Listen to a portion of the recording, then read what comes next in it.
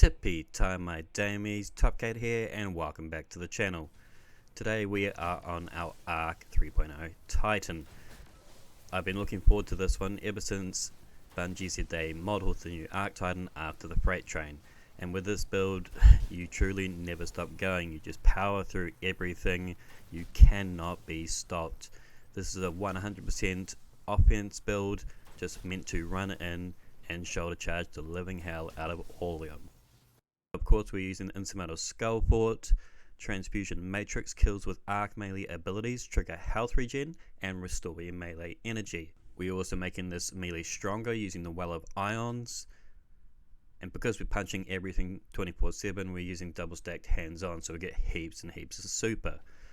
So we just run and melee. That's as simple as that. It's stupid strong. Kills red bars alike. You're getting chaining abilities, so everything else around us is dying as well. It's just go, go, go, go, go. This is Sonic the Hedgehog. This is the freight train. This is just madness. Recovery, who needs it when every kill is an automatic health bump? You just stay super, super healthy like you've been eating those leafy greens. So yeah, trust me, this helmet rocks.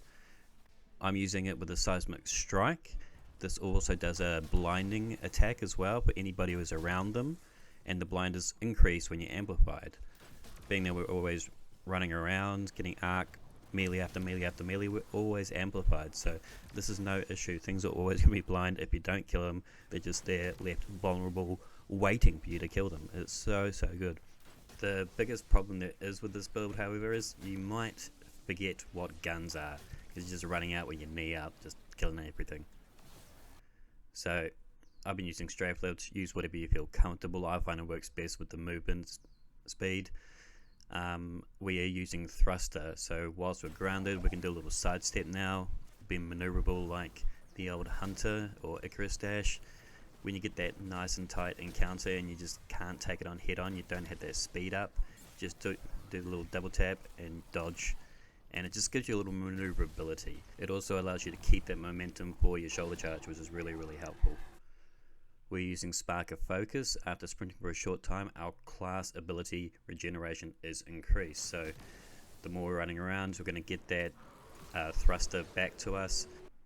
Focusing Strike is now a seasonal mod, so it's going to grant us class ability energy whenever we cause damage with our melee. We're going around shoulder charging everybody, so free class ability as well, and this is going to give us more dodging capabilities because we're always running, always punching, always got thruster, so really helpful.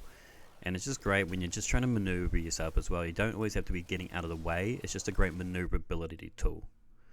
We're using the knockout arc aspect. Critically wounding a target, breaking their shield, infuses your melee with the arc energy, increases your melee range and damage for a short time. It will also trigger your health regen. We don't really require this as we've already got our helmet doing that for us, but it does make us amplified. Touch of Thunder arc aspect essentially is going to make our flashbangers flashier, pulse grenades pulsier, lightninger, storm and stormier. We are going to be using the pulse grenade. This is going to create ionic traces periodically as it damages a target, and it also increases in damage over time. So yes, we're using the pulse grenade, and we're going to be using Spark of Magnitude. Your lingering arc grenades, in this case are pulse grenades, are going to have an extended duration. That means more ionic traces when we're chucking this down on hordes of enemies. 3 traces should refund your grenade ability. We was using Spark of Resistance. Whilst we're surrounded by combatants, you are more resistant to incoming damage. With this freight train build, we're getting right up under their noses, so it's all about close proximity. So we want to have that bonus resilience, particularly in the higher content that we go up in. We're going to become more vulnerable, not with this. We're also using Spark of Discharge. Our arc weapon final blows have a chance to create ionic traces as well. I'm using the new exotic fusion rifle, the Delicate Tomb. This thing is really good in terms of making ionic traces and getting stronger because of ionic traces. When we fuel it with ionic traces, we get Jolt. Jolt is so good this season. Jolt essentially is the arc version of Ignition, except for Ignition goes out in a symmetrical circumference. Jolt isolates targets, so I kind of feel like it does more damage than Ignitions to single targets. So very, very good. Jolt is the way to go this season. Try and get anything to do Jolt as much as you can. You see there, I ran in there, shoulder charged, get the blind effect off, chuck a grenade down, get an ionic trace, and then shoot everything, and it jolts everything. So very, very easy way to clear the living hell out of a room. This is 10 times better than a stinky fart. This is just so much fun. You have to give it a go. This is the destruction fantasy, the speed fantasy, that we just run from room to room, just killing everything in our sight and just moving on. For my heavy, I've been using Storm Chaser, good arc, linear fusion rifle, got auto loading and frenzy. Now I've always got that frenzy buff up because I'm always moving, I'm always in a fight, and auto loading, that way I don't have to worry about pesky reloads. I can just stay in the moment, don't have to kneel down behind a rock and go, yeah, chuck some more ammo in here. Nah, always in the fight. So yeah, highly recommend it. Primary weapon of your choice, I've been using Crate. It's got subsistence, again I don't have to reload, it's got a Dagio, so I always get bonus damage. I would however recommend something that works in a close to mid range, as we are getting there nice and tight with our melee. So you want something to shoot that, you know, not a scout rifle.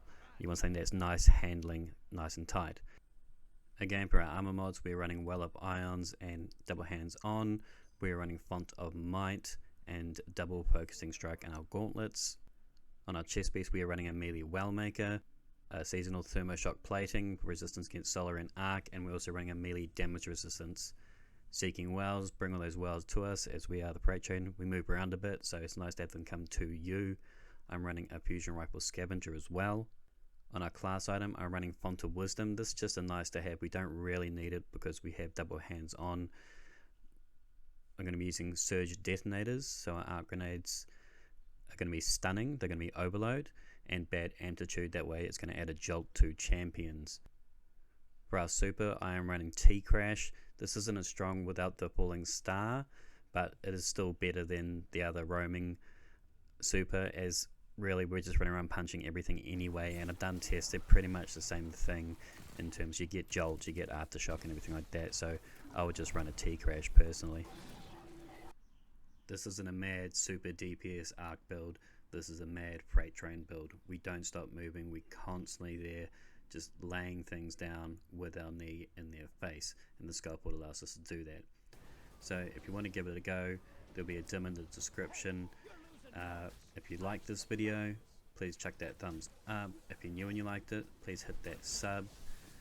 If you've got any questions or suggestions, feel free to leave it in the comments below. And until next time, tippy time my damies, what a tie. He's the most tip-top.